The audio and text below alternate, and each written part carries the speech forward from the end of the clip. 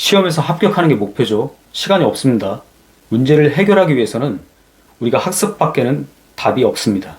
처음 들어서 이해가 안 가도 됩니다. 어느 정도 귀에 익을 때까지 우리가 반복해서 들으면 됩니다. 이번 시간을 통해서 여러분은 학교 경영이 어떻게 되는지 전반적인 틀을 완벽하게 이해할 수 있습니다. 학급 구성원, 즉 학생이 모여서 학급이 되죠. 그 학급의 교육 목적을 달성하기 위해서 활동하는 계획이나 조직, 조정, 통제하는 모든 활동을 학급 경영이라고 합니다. 학교에서 학생의 활동 목적은 학습 활동 하나죠. 다시 말씀드리겠습니다. 학생은 학습 활동 자체가 목적인 겁니다. 자, 그럼 그 학급을 책임지고 있는 담임 선생님들은 학생들이 학습 활동을 잘하게 하기 위해서 먼저 첫 번째로 효율적인 수업을 위해서 물적 조건을 정비해야겠죠. 한마디로 돈으로 준비물 사고 환경 정비하고 이런 걸 말하는 것입니다. 자, 두 번째로 학급 내 질서를 유지할 수 있도록 규칙을 정하고 또 훈련을 시키겠죠. 예를 들어서 3번 떠들면 청소를 시키겠다. 자, 그리고 세 번째입니다. 수업에 주의 집중하도록 만들어야 되는 게 바로 이런 모든 것들이 학급 경영입니다. 자, 학급 경영은 담임 선생님과 학생들이 만들어 나가는 것이고요. 자, 그럼 학교 경영의 답이 나왔죠. 학교 경영은 학교 경영자, 즉 교장과 교감 선생님이 있고요. 그리고 교무부장, 연구부장, 학년부장, 업무부장들과 일반 교사들이 있습니다. 이렇게 경영 체계가 있는 것이죠. 학교 역시 하나의 조직이고 그 다음에 엄격히 법을 준수하면서 학교의 교육 목표를 달성하기 위해서 존재하는 그런 경영 체계인 것입니다. 이번 시간에는 학교 경영을 위해서 관리자, 교장 선생님하고 교감, 그리고 학교를 운영하고 관리하는 학교 경영 기법에 대해서 한번 알아보도록 하겠습니다. 지금부터는 학교 경영자란 말 대신에 교장이라고 하겠습니다. 자, 여러분은 지금부터 교장 선생님이 되는 것입니다. 그렇게 생각하고 이야기를 들어보십시오. 먼저 경영을 하기 위해서는 돈이 필요합니다. 바로 이런 돈을 잘 쓰기 위해서 경영을 잘해야겠죠. 그럼 목표를 세우고 그 돈을 어떻게 사용할지 기획을 하고 그 계획에 따라서 잘 배분을 하고 감독하는 게 바로 학교장의 역할입니다. 다시 말씀드리자면 학교 경영 기법은 어렵게 생각할 필요 없이 돈을 어떻게 쓰고 또 어떻게 나누고 관리하고 감독하는가입니다. 자, 그런데 먼저 목표부터 세워야겠죠. 이번 연도 목표는 예를 들어서 학교 폭력 없는 슬기로운 학교입니다. 첫 번째로 목표 관리 기법입니다. 목표에 의한 관리를 한다는 것이죠. 구성원이 합의해서 목표를 설정을 하고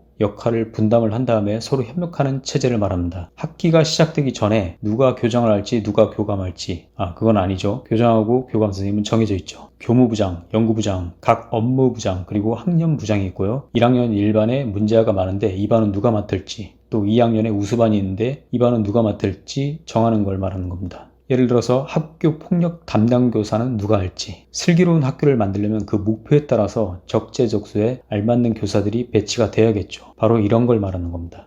한마디로 문제없이 슬기로운 학교라는 목표를 달성하기 위해서 한 해를 잘 보내기 위해 각 업무를 배정하는 것을 생각하면 됩니다, 여러분들은. 자, 이제 각자 업무가 배정이 됐습니다. 그럼 이제 과업을 달성하기 위해서 사업을 진행을 해야겠죠. 여기서 말하는 사업은 각 업무를 달성하기 위해서 맡은 임무를 말하는 것입니다. 학교 폭력 담당 교사는 학폭 근절을 하기 위해서 학부모 연수 프로그램도 진행해야 되고 학생들에게 학교 폭력이 얼마나 안 좋은 것인지 교육을 시켜줘야겠죠. 자, 그러기 위해서는 언제 어떻게 할지 잘 계획을 세워야 합니다. 이런 학교 폭력 근절을 위해서 계획을 세우는 것을 과업평가 계획이라고 보면 됩니다. 그래서 과업평가 계획 기법은 사업 수행에 필요한 세부 과업을 활동과 수행 단계로 나누고 순차적으로 수행하고 관리하는 것을 말하는 것입니다.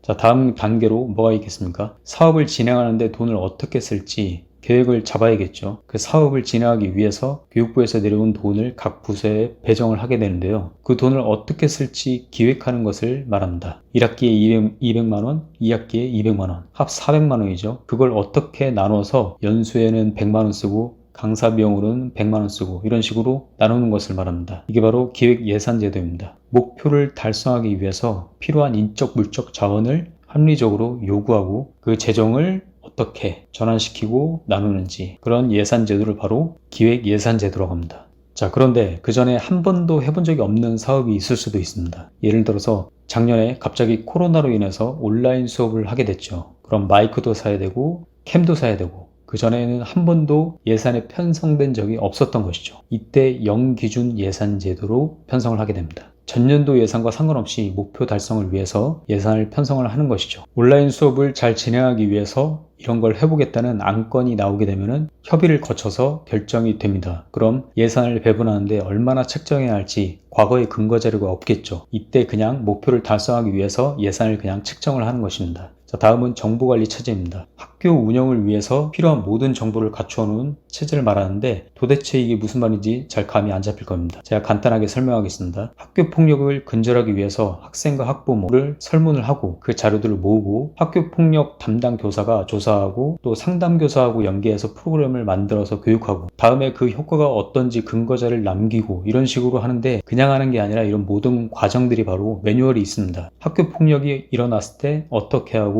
예산은 얼마 이내에서 사용하고 이런 모든 활동은 그냥 하는 게 아니고 학교장한테 이제 공문으로 올려서 결제받아야 진행이 되는 것입니다. 따라서 이런 활동을 하게 되면은 모든 게 근거 자료로 남게 되고 업무 포털에 이제 올리게 되는 것이죠. 그럼 다음에 담당하는 사람이 전년에 한 것을 볼 수도 있고 확인할 수 있고 학교장도 언제든 그 공문을 다시 보고 어떤 활동을 했었는지 확인할 수 있는 것입니다. 이러한 신속한 의사결정을 위해서 정보를 수집하고 처리하고 저장하고 검색하고 다시 제시하도록 만든 체제라고 정의되어 있습니다. 한마디로 업무 포탈을 여러분들은 떠올리시면 됩니다. 자, 이 정도면 학교 경영에서 사업을 어떻게 진행하고 이루어지는지 전반적인 흐름과 돈을 어떻게 쓰는지 이번 시간에 이야기를 해봤습니다. 모든 강의는 무료입니다. 다만 구독과 좋아요 꼭 좀 부탁드리겠습니다. 이 채널을 지속하는 힘이 됩니다.